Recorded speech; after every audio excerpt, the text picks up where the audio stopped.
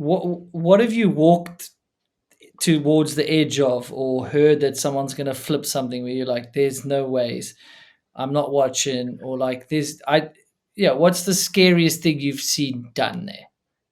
Like there's no right or Um, wrong, right? It's your perspective yeah. of where you're like, that was silly.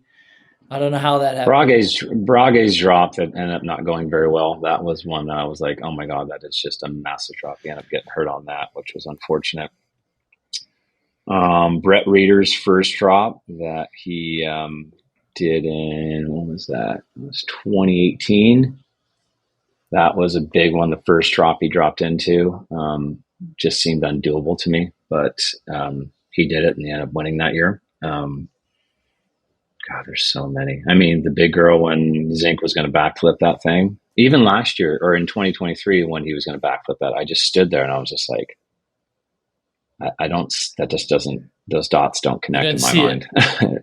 Yeah, I don't see it, I, but I then you're don't think just at they Zink, connect in anyone's mind but his.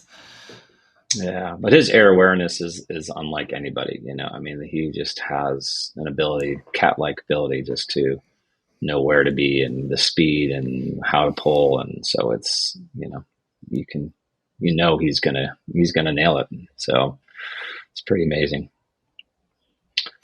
All the Yeah, it candy is. gaps And too are always, the candy gaps are huge as well. Every year we've done those things. They're just, you stand on the lip of them, you're just like, whoa. And then you get, Bienve or front flip it, and you're just like, what? So it's also the Fair Claw and Shimon Godziak's little battleship thing. That thing scared the hell out of oh me. yeah, that Yeah, was very scary. It just puts everything into yeah, perspective, like the risk yeah, that's associated. These canyons do the same, They yeah, just like there's yeah, just sheer nothing there. What if it goes wrong? yeah, Like that's what we're all thinking. yeah, yeah. No, it's wild. It's definitely wild. But those guys seem to just, and again, we've had 23 years to kind of mature the event and bring the athletes up at a very kind of slow pace, which I think has really allowed the sport to progress the way it does. It's slightly incremental, but it's definitely, you can see the progress every year. And it's hard for any other sport to do that. I mean, I think there's no way you could almost do this event today, in the Utah environment. It would be tough just to be like, hey, here's your shovel, like, go build something. It's because of years and years of knowledge that's been passed down and builders that allow them now to kind of build and create their lines and compete at that level. That's kind of what we're doing now with NST Bike and Natural Selection Bike is that there's so much knowledge there and athletes,